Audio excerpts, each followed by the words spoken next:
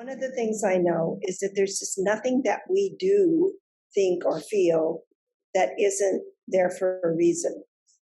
It all makes sense once you understand what happened to me either last week or last week that referenced when I was two. So it all makes sense. It all has roots inside of us, and we just need to pay attention.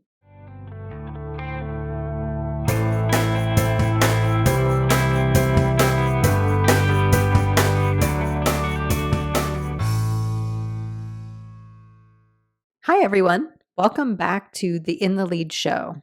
My name is Jennifer Sang, and this is episode number 15.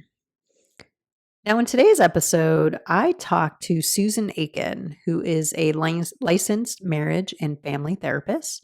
She happens to be my therapist, somebody I have been talking to for a number of years. I want to say it's probably going on like 5 years since I met Susan and started doing the work in therapy. And it's been an amazing journey, at least for me.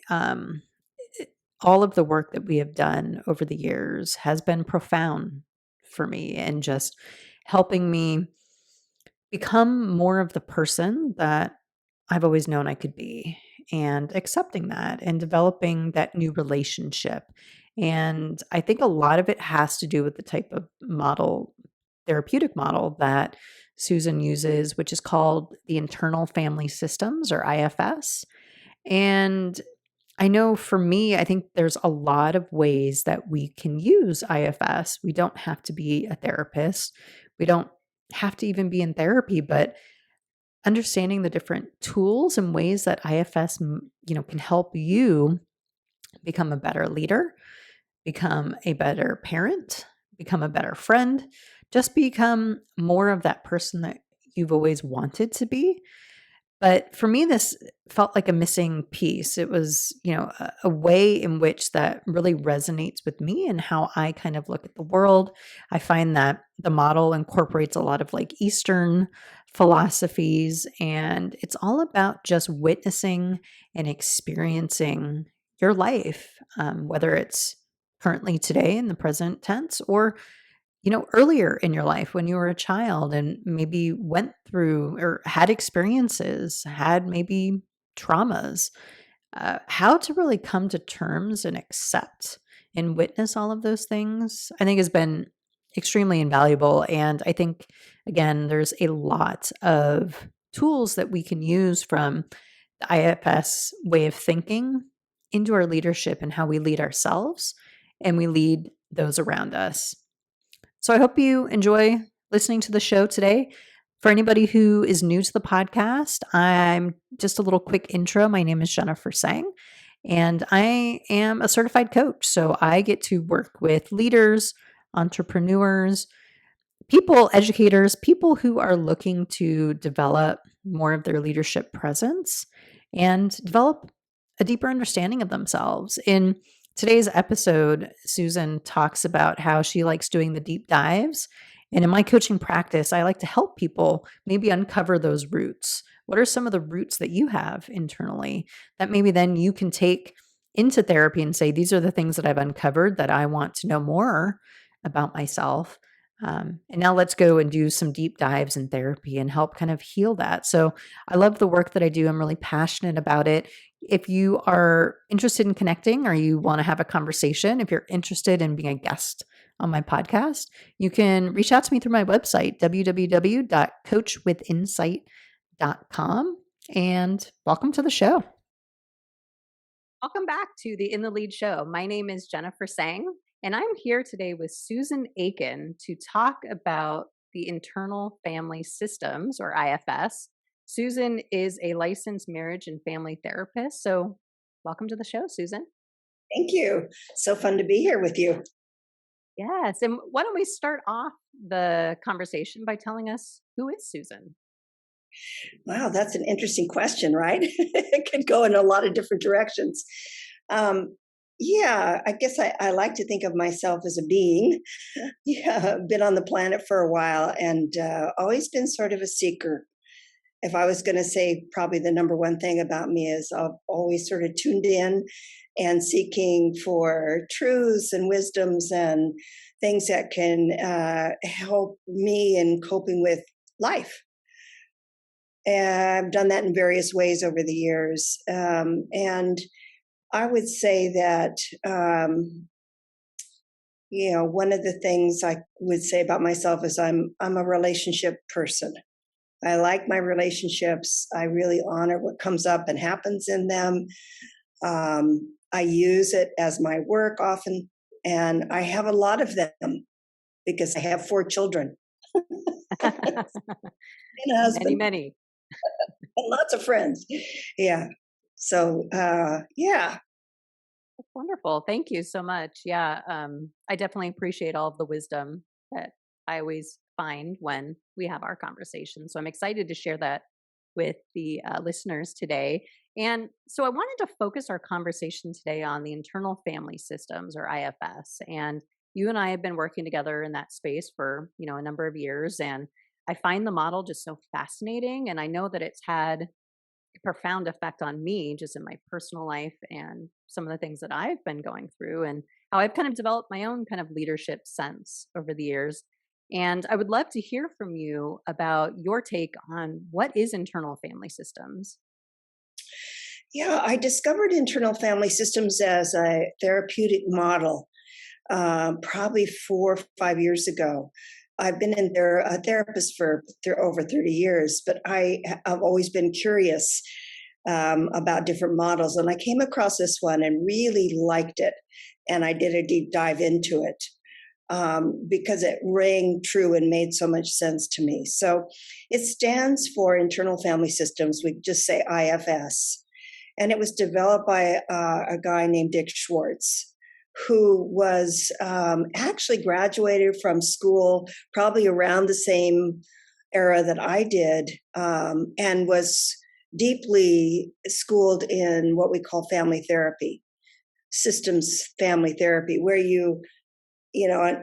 I'll tell his story about that a little in a minute, but you look at each individual's issues as connected to the system, the family system that they grew up in, the family system that they're connected to, and work with the system to help the issues resolve of the individual. And it was pretty much predominant for as what schools taught and as trained therapists to do for quite a while. So Dick came out of his training and his work in learning about systems family. He's, oh boy, I'm going to get a chance to really dive into this. And he started his clinical work. And he found that he was dealing with a population that had pretty serious issues, eating disorders, suicidality. And there was some, heavy duty stuff. And he got to work with his systems implementations and interventions, and nothing changed. So he was a little bit disillusioned by that. It's like, why isn't this affecting this population, or why isn't it effective? So he started to kind of take a step back. This is the part I really love. He took a step back. Instead of saying there's something wrong with them, he said, what do I not know? What can I learn from these folks? And he got really curious about them and what they were saying to him. And he began to listen without an agenda, to really hear what they were saying to inform him about the kind of work that he might be able to do for them. And as he listened to them, he started hearing them talk about parts of them, parts. And he thought, that's so interesting, parts. And so he opened up more curiosity and a bigger, brought his intelligence and his wisdom. And he realized that people began to explain to him, as clients, that there were parts of them that were activated and active and were actually doing a lot of the behaviors that were the issues of someone who has an eating disorder or suicidality, cutting, all those really kind of serious things. so that was fascinating to him, and he began to listen to himself, and he realized he had parts too. And so he thought, okay, so maybe what's true is that inside of us there is also a system. Instead of just the outside family system, maybe there's also a parts system of parts in here, like little people or family members that are interacting and relating and doing work together inside. And that's kind of how he came up with the name internal family systems. So he began to categorize what he, over time, listening to clients, categorize kinds of parts that he was hearing from. And he began to create, little clumps. So this sounds like a protector or a manager. Oh, this sounds like maybe something one step up from that that's got more energy and more urgency, and that's a firefighter. And then all of a sudden one day he was talking to somebody, and he asked her, I think it was her, what part is that? And she said, oh, that's not a part. That's me. And he got very curious about that. So what is the me that you're talking about? And that's how he began to experience this really unique construct about every human being, that inside there is a self that is not a part. It's not a manager. It's not a firefighter. It's not a protector. And it's also not wounded, and it's in there.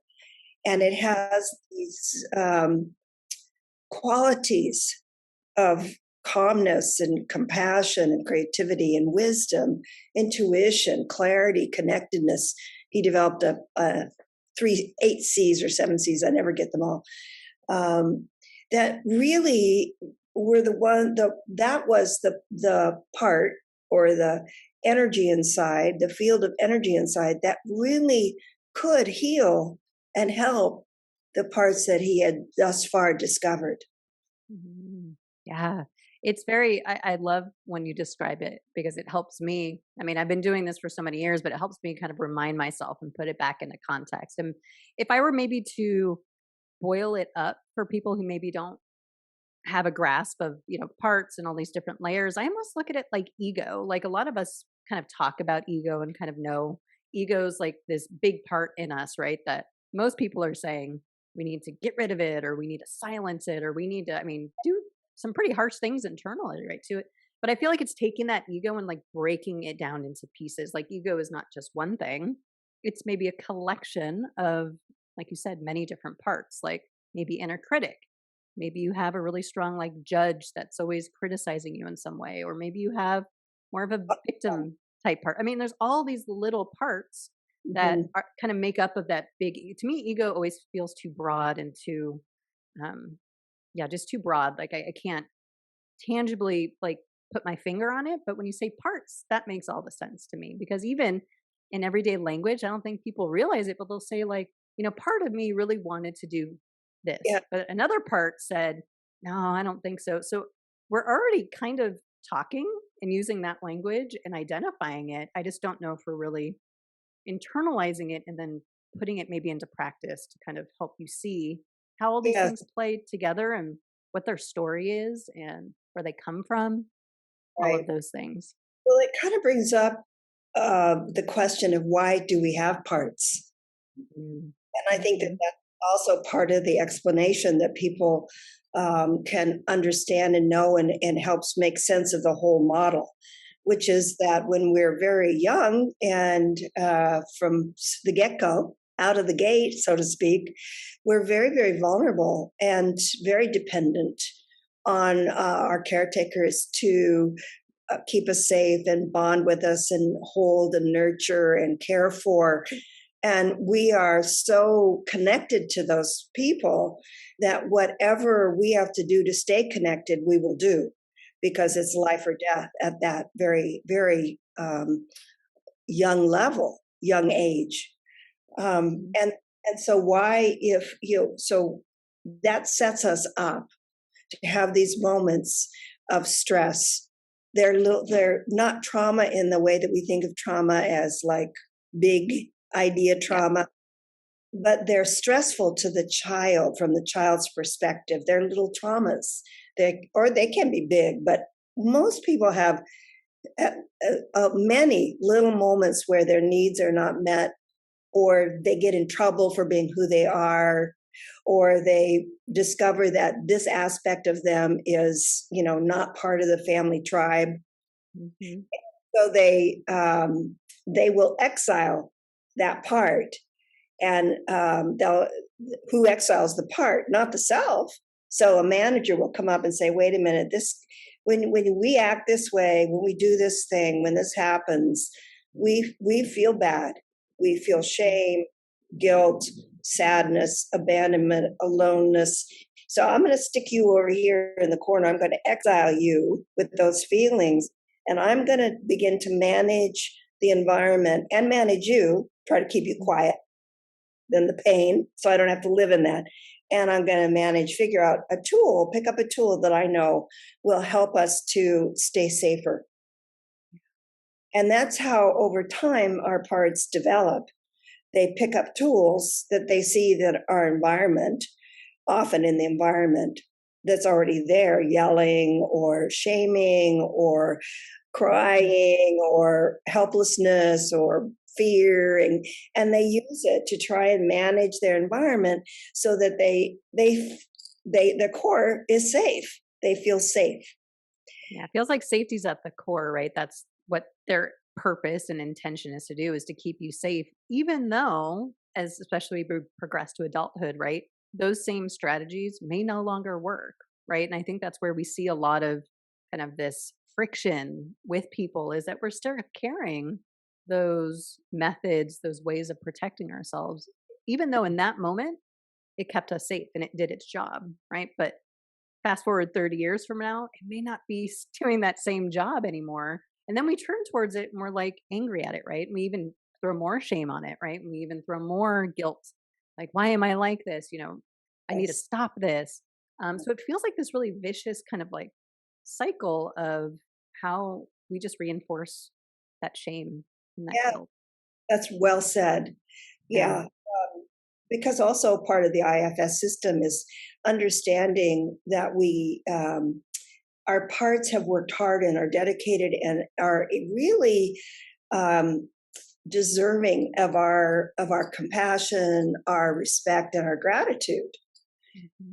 And yeah, that came also. There's a story connected to that I think is important from Dick Schwartz's early work, where he was working with a woman who was a big cutter and would do that to release tension and whatever stress that was building up in her. So she did some pretty serious cutting.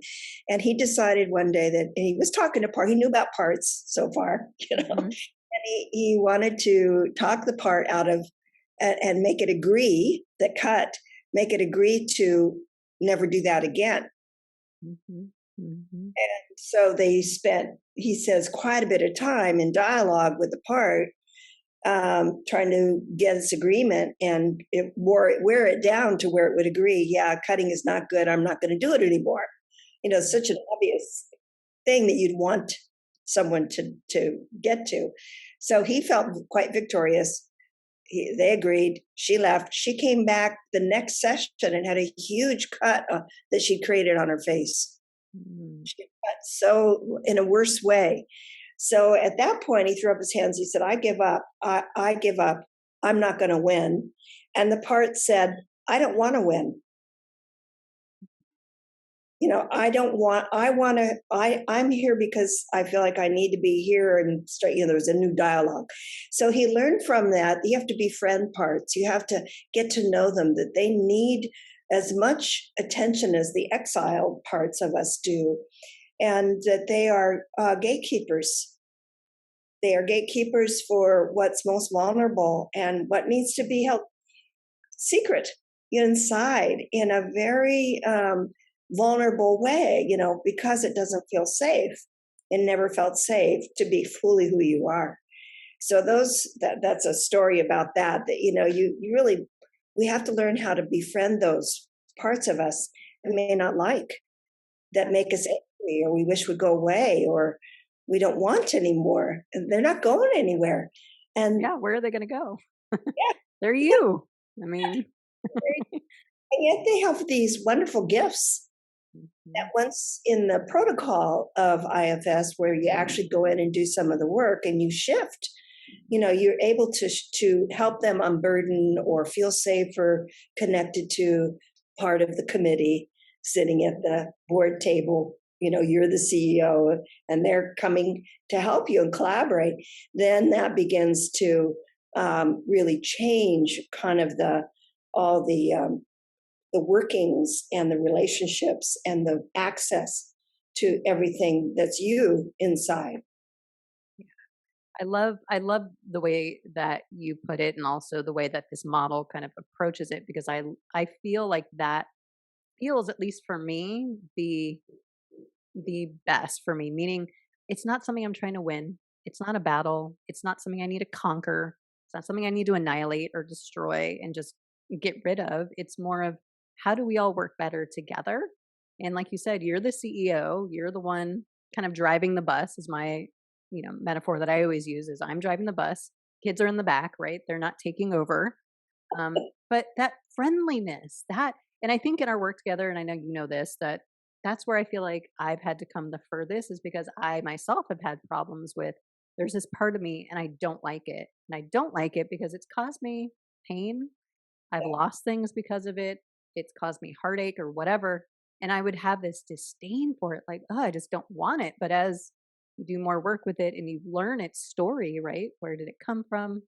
What is it trying to do for you? It changes that whole perspective. And now it feels more like a partnership and not like this, we're always battling. Because for me, it felt like it almost that fueled my anxiety, that fueled my just inner conflict where it exacerbated everything so much where now it just feels so much more calm where it's like we can have those CEO boardroom discussions, right? Where it's not feeling like we have to like fight or really struggle to get there. So my point in all that is it feels like a journey and it feels like it is this kind of friendlier approach befriending yourself all over again in all parts of Yes. yourself is what Yes. it really Yeah. feels like to me at the core. Another thing I wanted just to touch on real quick that I think is so important that you said is understanding trauma, because that's another thing I had to really wrap my head around is like trauma isn't just the big stuff, right? The really big events that we all think of as being trauma, but it's all the little things. And I like how you said, just when your needs weren't met, like let's say you wanted something, you were hungry and your mother turned around and slapped you or yelled at you, right? And said, shut up, right? Like that is a little tiny like micro trauma that stays with you. And over time, as it maybe happens over and over again, you probably develop a part to how in that moment can I give me what I need and protect myself so that I Yes. don't feel this pain. And the last thing I want to just say real quick, because I know there's probably people out there, parents, we're not saying that there's anything wrong with you or you messed up your kids or, I think that's another thing I had to kind of come to terms with. It's not about blaming or it's not about wanting someone or seeking some kind of forgiveness. It really just feels like understanding, just having Mm. a deeper understanding of what happened. And by doing that, it opens the door for compassion. It opens the door for that Mm. kind of natural empathy and forgiveness. Not, you know what I mean? Because I feel like some people can interpret it that way as like, oh, you're putting all the blame on me. I'm sorry. I did the best I could. And it's not about that. I don't know. Yeah, I think it's one of the things I constantly deal with people, clients in my practice is that it's hard for people to not feel guilty when they have their own kids, like, oh my gosh, what am I doing? And I just say, don't worry, you're going to do it no matter what. It's sort of, Right. I use Yeah. the F, but I won't hear. Um, your kids, it's just part of the game. And Mm, the other thing is putting aside the guilt of looking at their own parents' childhood through the lens of what it was like for me as that child, instead of well, I had a great child. So many people will say to me, "I had a great childhood." I hear that so many times, and I think it's true. You did. You had a great childhood. And what was it like to be you in those moments where your needs were not met? And it's not your parent may not even known, you know, mhm. may not be aware. And it doesn't have to be blamed. It is about compassion compassion for that little being, that a micro, what we would call micro trauma in the big scheme of things, at that age, at those tender years in the beginning, is a big deal. And when we go back in the work and we revisit that, we can feel what a big deal it was to that child. That's part of the healing of it, part of what was needed, reclaiming what was needed back in that time and we didn't get. For whatever reason, right? Like you said. And another thing that's coming up for me that feels very strong is the power of witnessing, because I feel like a lot of us try to avoid that, maybe because it's uncomfortable or it's painful or whatever it is. But I feel like that's a big part of the journey too, is just going back and seeing it. And like you said, really experiencing what it was like to be that child who didn't get their needs met. And again, in that feels like that's where that doorway of compassion kind of opens. And it's what I'm saying is, it feels like by doing that work and getting really nuanced and kind of understanding and witnessing, it naturally brings this feeling of empathy and compassion and all these things that we're always searching for, especially as leaders, especially in organizations. We talk about that a lot, but I don't feel like we do it enough. I don't know. That's just my take. Yes, I really, really like that. It has been spoken of so many times in so many ways. As you're saying that, I'm remembering some of the old adages about, walk a mile in my shoes, blah, blah, blah. There's many, many sayings that have been developed over the years to try and describe that. And I love the doorway of compassion that you talk about, that comes from really witnessing. I think compassion is huge, huge in our healing of the planet and in our workplaces, in our families, in our personal relationships. I mean, yes, to really open that doorway of compassion that means really getting it, what it was really like in my own work in IFS, which I've done.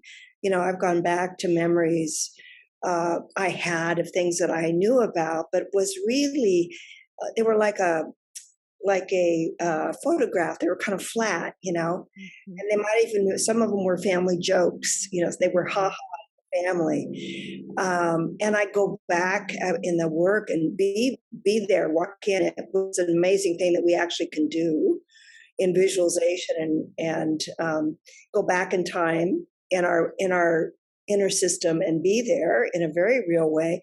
And the feelings that I didn't know were there. I had no idea, how deep a feeler I was at that age. Mm-hmm. And as I've come to realize, we're all deep feelers at that young age. That's what we are. And so, it's the compassion for self that I got from that is also something I can bring forward into my relationships with other people. And it's made a tremendous difference. Yeah, and that's the other thing I was thinking as you were talking was, it feels like, as like a leader, if you understand your parts and you understand your system, you can then start to extend that and also see kind of parts in other people. And that's what I feel like I look at now when I see conflict of any kind or somebody speaking up and really angry. It's like I identify that as a part. I say, oh, okay, that's a part that's coming up right now. And that also helps me kind of create that space so it doesn't feel like the parts need to battle. There's no like conquering and but it's more of that self perspective going, oh yeah, okay, I noticed that part. And it feels easier for me to kind of stay in kind of self mode and not let the kids take over the bus. But by just, really noticing what's going on in you, I've noticed that it helps you see that in others, and in turn creates better relationships and just better interactions. Amazing. I mean, yes, I love that. Because I've got parts in my bus that will run you over if they driver's seat. It's like, okay, I'm coming to get you. Yeah. that when we react, when we're not aware that our parts are reactive, and of course that's a neurophysiological experience to get triggered, to feel that, to have that rising up of emotion and reactivity. When we're not aware of that, then those parts are in action and they take over, and they've got a job, they know how to do it, and away we go. And often, what I say is our parts, our protectors, they're not relational. They don't care about the other person. They only care about safety and vulnerability and whatever it takes to make sure that that happens, that I'm safe. If it means winning, if it means, shooting you down, if it means criticizing, whatever, it's going to be, they don't care about you. They care about me. And I think in leadership, when you mention leadership, and I know people all had this experience, and I've worked in Silicon Valley for so many years, and I have time and time again listened to my clients who work in companies come in and have incredible trauma around one manager who is so unaware of parts and what they're doing, and they're not in self, they're not in that essence of who they are as a human being at the best and highest level. They're in a part because they've gotten activated. And I've seen tremendous trauma ensue from just one person at some management level in a company. And of course, the juice for the client is accessing their parts and realizing what's getting triggered in response to that manager or that person in the workplace. Such a helpful thing to be able to untie that knot, and come into some place where you understand and feel compassion for them and you. Yeah. Yeah, no, that's such a great point. And I know there are a couple of people that I coach that have what I always refer to as PTSD, but it's again those micro traumas and probably an environment that was very toxic, and they may not have even realized it. Like maybe their parts were activated and protecting them in some way, and but then they leave that position and they're like, why do I still feel this way? I still feel almost like I'm in that situation even though I'm not. And they're noticing like, oh my gosh, like I was going through trauma all of those years or however long you were in that situation. And it really affects people and it lingers with them for can be years, Yes, yeah, it can be very traumatic. It's so Yeah. threatening. The workplace is such a family, I mean, it's just so hierarchical, and there's so much power differential, and so much of that in the trees of whatever you call those things in companies, the tree of responsibility, or what are they, organizational. Organization org charts, we have racy, roles and responsibility. Yeah. All kinds of but Yeah, yeah. which it all makes perfect sense. But if you have somebody in there who is really, triggered by power, use of power, or fear, or so many other things, then it starts to trickle down. It can trickle down all the way from the top. I've seen that over the years in Silicon Valley. Well, it can Um, also erode the foundation, which I'm also a big believer, which is why with this podcast, I want it to be for everyday people, not just managers, executives, but like for me, what can I do to impact in a positive way the psychological safety of people on my team, people I come in contact with, because you can have the trickle down, all the fear, control, narcissism. But if you have somebody on the team who is very toxic, who's very narcissistic, and I've come across that many times, and that more than anything will destroy the culture, the safety, the well being of the entire collective, the team. But yes, it takes but one. organizational just takes one. And it can only even take one time. But organizational charts support business. They don't support people. They don't support the Right. systems that actually support the business. And then we see just continued dysfunction, right? Because of all those layers and the power struggles and who's going to get on top and what do you have to do, like cutthroat. All of that is to say that it is damaging our organizations and our people and Jen, significantly. Yes, and I love your vision of doing something about that. I mean, I just even we've talked about it before, but today it really strikes me, especially that I'm just excited for you to be out in the world and doing, thinking about what can I do? How can we change things? So what comes to my mind is right at the human level, there's some really basic things that people need in order to feel okay. They need to feel like they belong. Mhm. Now we're talking about, you know, um, we go back to Freud and his era, back into the very first ideas about psychology. And the one that makes the most sense to me is from Alfred Adler, who's doesn't even really, he still has some of a following, but he died young. And his belief was not that we're motivated by the Oedipus complex or the this or the that, but that we're really, all human beings are driven by the need to feel a sense of belonging Yeah. and that they're significant and that they have a place and Mhm. that all behavior is striving to meet those goals.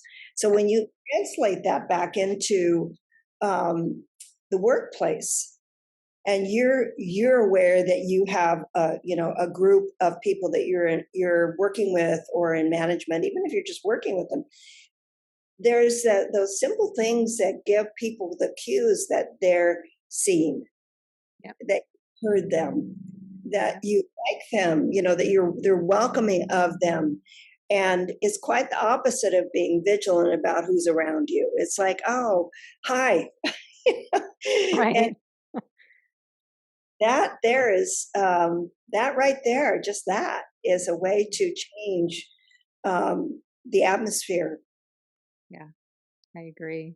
And that's the message I try to get across to people, even now in my role and my capacity is saying every person that I come in contact today, I want them to leave better than when they came into my presence. So whatever that is to help them feel calmer, to help them feel less stressed, to help them maybe work through a problem. But that is my intention and my goal. And I hope I believe in the ripple effect. So can we make change and support one another at that level? But I want to go back to belonging real quick first, because I feel like that is extremely key. Because I know that was a big epiphany for me at one point, feeling like that's one of my big threads in just my own journey is that deep sense of belonging. And what I've found is that through our work with the parts, is that as I've gotten to know my own parts and I've developed that, cultivated that belonging internally, I I feel like it's almost extended out. Like I'm not seeking to fit in.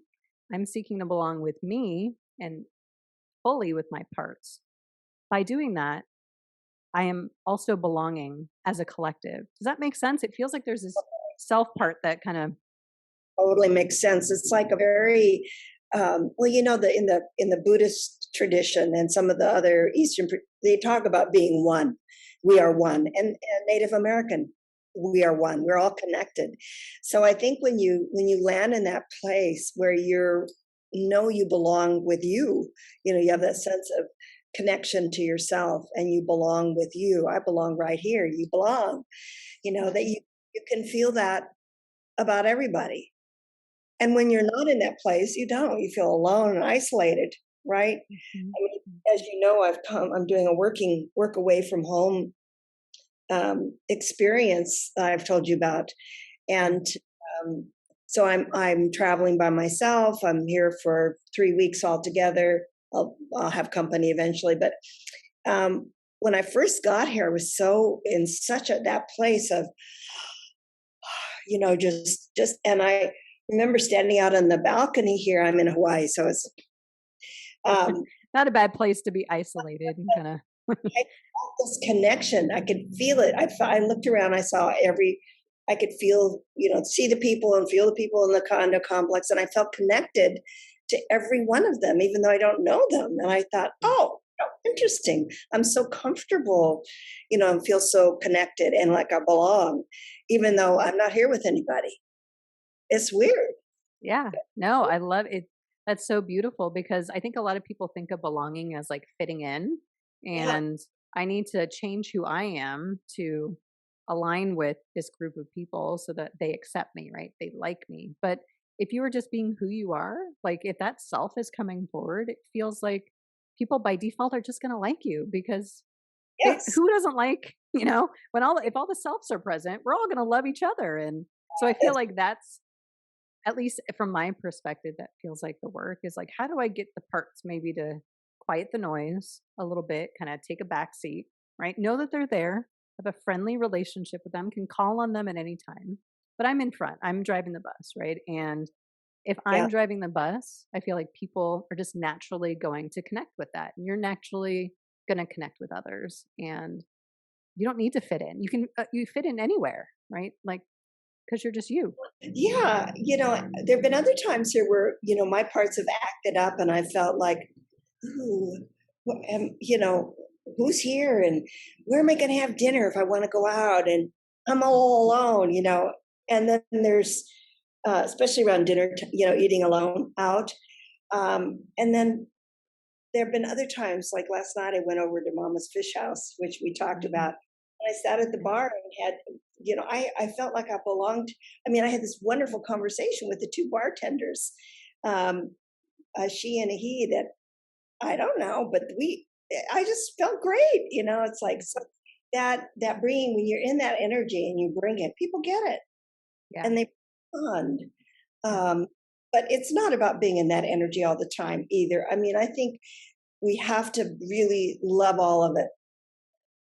Mhm. And there's going to be days where we just feel, overwhelmed by a reaction, a thought, a person, a child, you know, um, a job, and that it's okay. It's okay to not be perfectly in that centered, 100% centered self place.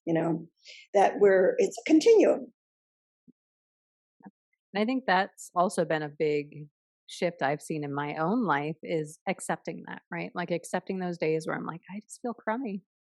I'm just not in a good mood. Maybe I need to go take a nap or yeah, I figure out self-care things, right, that I need to do to support myself. But yeah, just accepting like I don't feel good. And what I've noticed is that the more I do that, the faster I actually move through whatever's kind of coming up and I can shift more easily and more quickly back instead of like getting into a rut, right? And letting it kind of consume you maybe for a few weeks. Now it might just consume you for a few hours or a couple of days. But I feel like that acceptance part is so critical, at least for me. I've noticed it's been absolutely building that resilience. It feels like resilience, like that is accepting it, processing it, letting it flow through you. And then you're out on the other side, right? And things Yeah, are different. yeah. So I think it's just, yeah, I think acceptance is a It's big huge, one. huge. I think of it in terms of waves, Mm. and that when you're standing in front of a wave, if you're at the ocean and it slams into you, it knocks you around, and it's not wanted. It sends you places you didn't want to go, and you might end up with sand in your mouth, or on your butt on the in the beach. But if you appreciate what the wave itself, you can ride the wave, and Mhm. that's a different experience. You can even dive under the wave and come up on the other side. So yeah, I think it's big acceptance that I'm gonna have. For me, it's like I know I'm a deeply feeling person. I'm just a real sensitive bug, and that means I'm going to respond to things in a sensitive way, and knowing that about myself and loving that about myself and accepting when I get reactive or a part of me just comes up and has a mood. As a mood, I love it. I'm going to use that from now on. I'm having a mood. I'm having a mood. And I can say to myself, it's okay, I'm having a mood. Hi. What's wrong with that? Yeah. I know you well. Welcome back. Yeah, but and again, even just as we're talking, right? It's that again that friendlier experience, right? Where I think you're the one who gave this to me. Resistance equals persistence, and I feel like the more that I resist something, no, I don't want to feel this way. Oh, I got to make myself feel better. Oh, like it persists, right? It continues. But the moment I could just go, okay, hi, like I know this well. You're back. How's it going? Like just have that friendly kind of noticing in conversation with myself, I feel like helps kind of get me again under that wave and I can come out the other side where I'm not resisting it so much, which I know for myself that's been a problem. I see it with others where it's like we really want to, why do I feel this way? I don't want to. Like, how can we just kind of surrender to it and just, okay, yeah, I'm feeling bad. What can I do about it now? Yeah, What do we need? What work do we need to do? yeah, I know. A couple of things come to mind here. It's like we need to stop making ourselves a self-improvement project, Yes. Amen. because that means, we're constantly struggling. That's one thing. And I had another thought that went away because I'm watching a surfer. But Oh, it's painful being in Hawaii. yeah, apropos. Yeah. Um, the other thing is, what we resist persists. So I was thinking about childbirth and the back in my day, everybody was doing the Bradley method or Lamaze, and there was this anti-drug thing going on with pregnant women. I got over it really quickly, but I had a number of births, and my second birth, I had really tuned into the Bradley method. I really loved it. It was about relaxing around the contraction. So Mm. it didn't, you didn't hoo-hoo and ha-ha. The Lamaze I thought was so stupid. So I hope I don't offend everybody. But for me, it was like, no, I didn't hoo-hoo. And I tried it. It just didn't work, didn't do anything. But when Mm. I relaxed, so here comes a great big wave of contraction. And for some reason, I was able to do that, Mm. relax around it. It was like the pain was so much less. Mm. It was Yeah. amazing how relaxing as the pain came allowed it to come and go without any tension in my body, which added to the pain. Right. So that's a great metaphor, right, for what you're saying, as a wave or a trigger comes, a mood comes, a feeling comes, realizing that if you can not resist and tense around it and try to figure it out and improve yourself, and oh my gosh, I better sit and meditate, or I better do this, or I better listen to a podcast, or I better do, this or that. Like, we can just relax into it and say, here you are, Mhm. I'm here with you. Yeah. Yeah. And it comes and it goes. Yeah. It really does. And it ebbs and flows a lot. And I mean, obviously, my journey too, but I see that a lot where it's like I get into these like cycles where I'm like, just not feeling 100%. And Yeah. I'm just feeling kind of, maybe malaise or just feeling like indifferent or upset. But it's like, okay, I feel that way. It's not like I'm saying I must feel better. I have to do something it's just like, okay. And I think for me, it's been easier just because I naturally kind of just kind of fall into those kinds of behaviors. But I feel like I see a lot, especially with high achievers or people who really are big pleasers, right? They're like, oh no, I must like do better. I must be stronger. And I just wonder how much that might be fueling kind of that resistance to help kind of keep you stuck. If people are talking about, I feel stuck, maybe that's one of the things to take a look at is what are you resisting around you or whatever's coming up. Yes.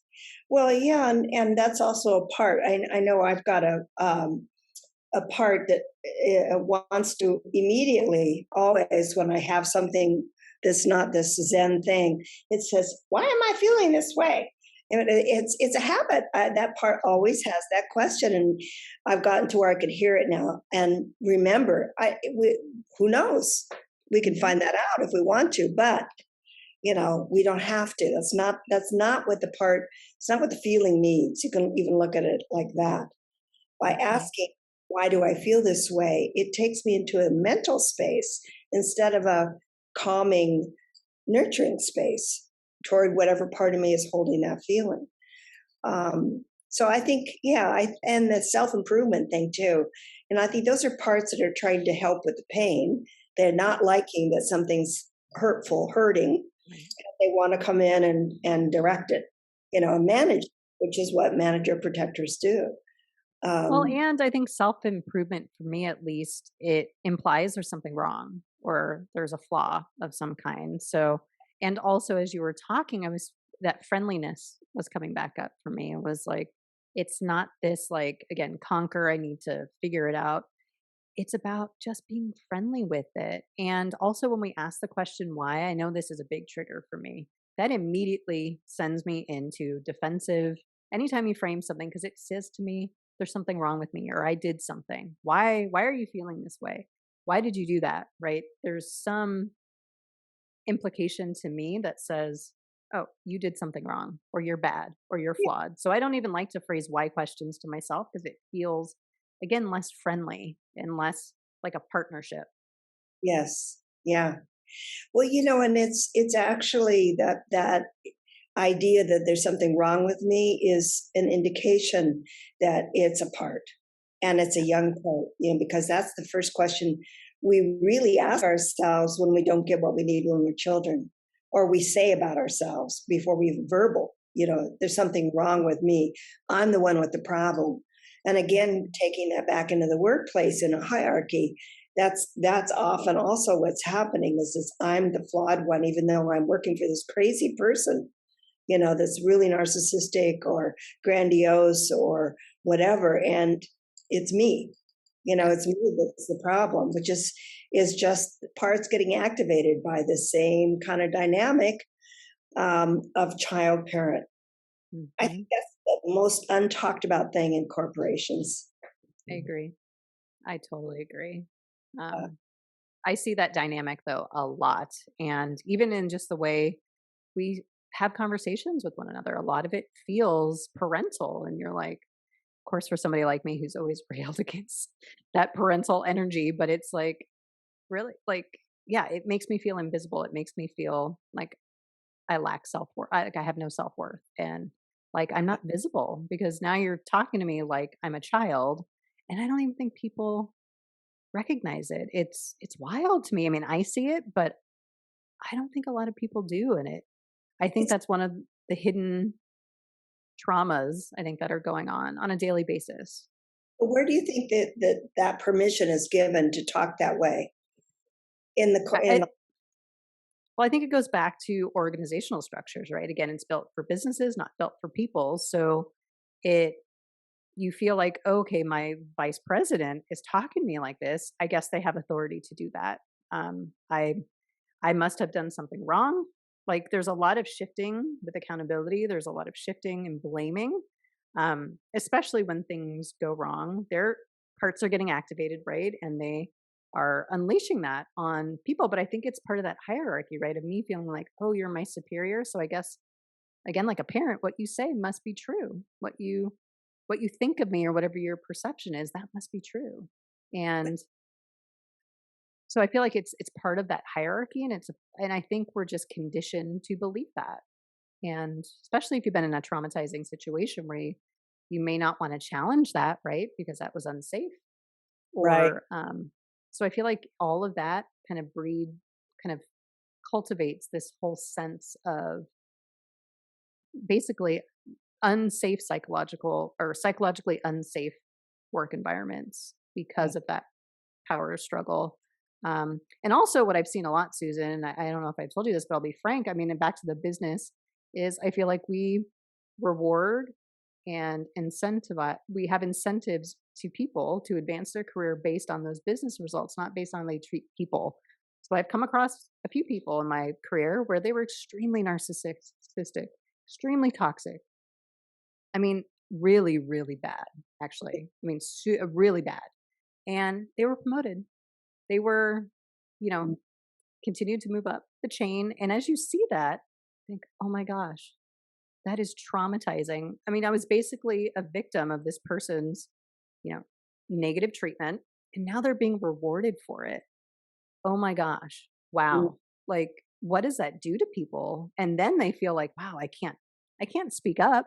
My executives are the ones who promoted this person. I can't go to them and say, hey, this person is, they don't want yeah. to hear it. Or it's like, oh, we'll do some coaching, but like, Hopefully, hire you to do. and that obviously really grates against me being a coach myself. It's like, okay, that's not how we handle situations. But yeah, I don't think there's enough courage in the workplace to, first of all, allow people to speak their truth and also to hold people accountable. Um, I just really don't see it, to be perfectly honest. And I hear it from a lot of others in Yeah. other companies. It's there isn't enough accountability and courage and focus on how we treat people. It's about what No, innovation can you? yeah, it doesn't seem like it's very relational. So it's not, Mhm. it's the missing link there is, companies are a lot more successful if they're relational, that you don't have to be that way in order to be a successful company. Uh, I know I had a client once who worked for a company where the whole emphasis was on creativity and uh, relational acceptance and humanness and humanitarianism, and it was highly successful. People love working at a place like that because they don't feel invisible like you felt. They know they have a sense of belonging, and they have a sense of value. Yep. Uh, and it isn't the bottom line takes care of itself. It isn't about being mean to people or treating them like they're lesser, and being parental or being authoritarian. It's a shame. It's a shame. It Yeah. doesn't have to be that way. It really doesn't. And yeah, that's the first thing that comes to my mind is always like, wow, that's just too bad that, and what it comes down to, honestly, my gut feeling tells me it's the courageous piece and it's the lack of understanding of their own parts and how they're showing up every day. And that lack of kind of self management, self regulation, self awareness, um, to see how they're impacting their employees, their customers, or stakeholders, whoever. We just don't have a grasp on that. And we try in corporate America, there's lots of little check the box things that we all do, and it's fun, but it's not really, it doesn't really have an impact like I think it's intended to. And I feel like, how do we get to people and help them figure out ways to identify, regulate, manage themselves better? I feel like that would help. And that's where kind of the IFS comes in. So maybe my next question would be, what advice would you give somebody who's either in management or not, just a leader who wants to kind of develop more of the IFS principles, but maybe they're obviously not immersed in it or doing a ton of work in it, but is there maybe a couple things they can take away and things they can start doing Our to be a talking, better leader? yeah, from here to today, from like, Mhm. um, well, I think just the idea that a couple of things. One is the idea that we're not just one thing inside, that we all are made up of these little parts that are reactive. People can watch Inside Out if they want to get a clearer view of that. It's a Pixar movie that really does use the model of parts at its core, and it's really a sweet little movie. So I think that alone, I'm not just. Sometimes we over-identify ourselves with one role or part of us over another, and then we get really dedicated to staying in that role. Whatever it is. Like, I am the boss. What does that mean? It means I tell you what you did wrong, and I do your quarterly evaluation, and whatever that means, the boss. So, we're not just one thing. I have a part of me that can be the boss or be a leader, take charge. And while I'm doing that, can I also remember my humanness and bring self energy to that? So I think knowing that we're all over identified with one thing or another, um, role as a worker, a parent, a spouse, and there's more to us than any one role. There's a lot going on in here. That's one. The other thing is start tuning in, start getting quiet and listening. And for people who have trauma, it's really hard to sit still and listen and drop in. So, and I can address that by saying there's apps and there's programs and there's YouTubes and there's all kinds of ways, guided meditations and etc. that you can use to figure out how to be quiet and drop in and start listening to your parts, or start just getting to know what's in here. And when we start to do that, then we can begin to hear the voices. An inner critic is a very, very common part that, you can take we did a whole course on inner critic in the block I'm helping in the IFS class I'm teaching with a couple of coworkers. Inner critic and shame and guilt are such common things, and start listening, start being curious about why you do this or why you do that, and if that's something you learned as a defense mechanism. There are ways that we all defend ourselves, and have learned, and we do it over and over again, even when it doesn't work. Yeah.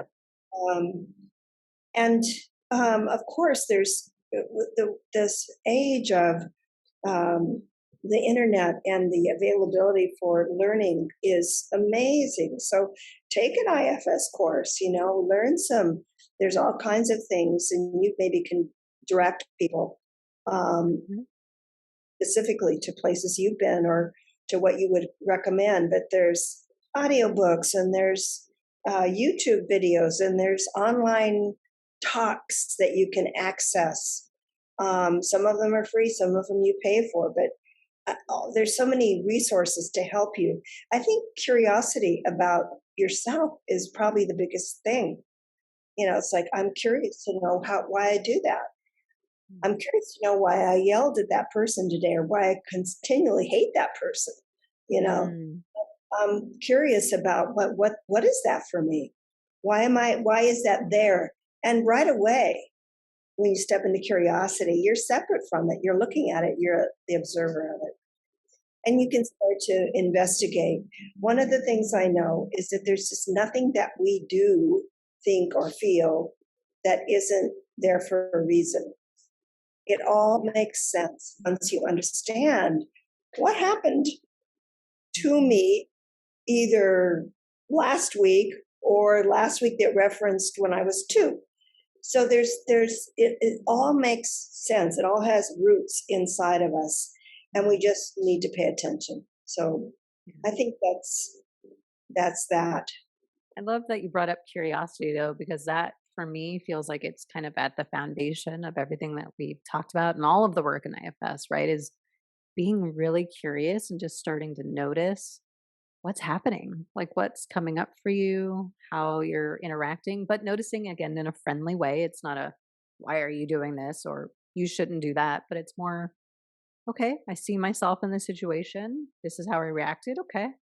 Now what? Like, or what do you have to tell me, or what, but again, just getting very curious with it in that open, friendly way that builds that partnership, just to give you more kind of insight, and just to get you a little bit deeper connected internally to understand yourself just a little bit better. And I just noticed, again, for me, I can only speak for myself, but how much healing comes from even some of those simple things. Because I feel like what feels true to me is the reason these things keep coming up. And when they come up strong, it's usually really wanting my attention.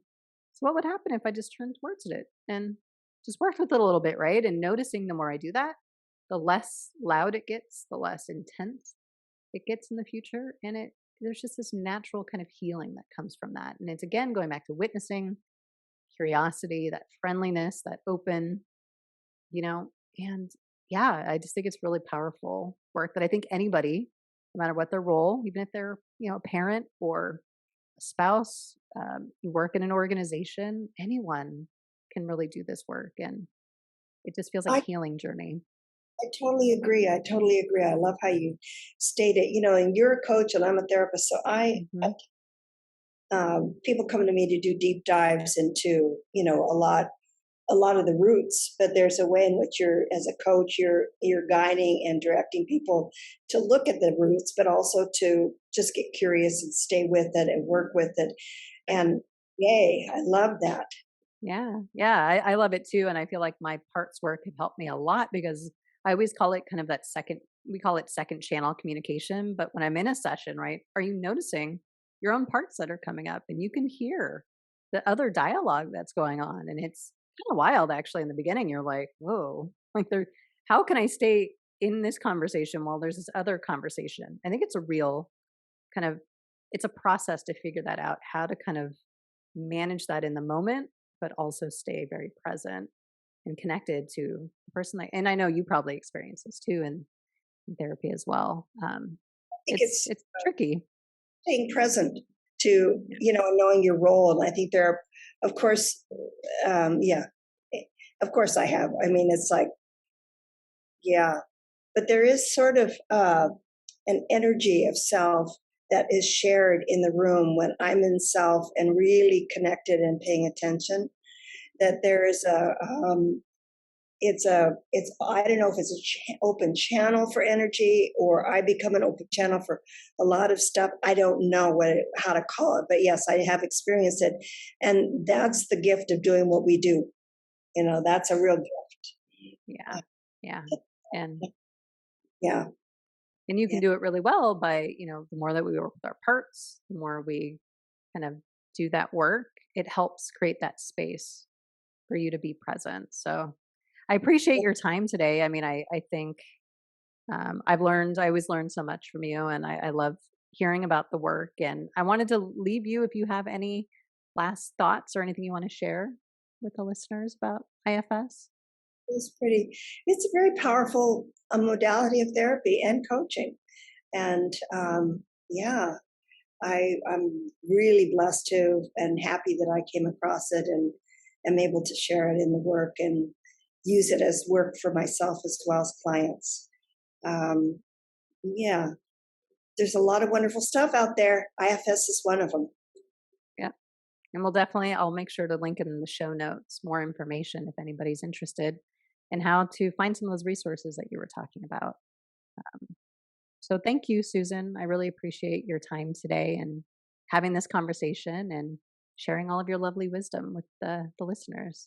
Thank you. It was a pleasure, a treat to be here with you in particular. Aw, well, thank you. I appreciate it.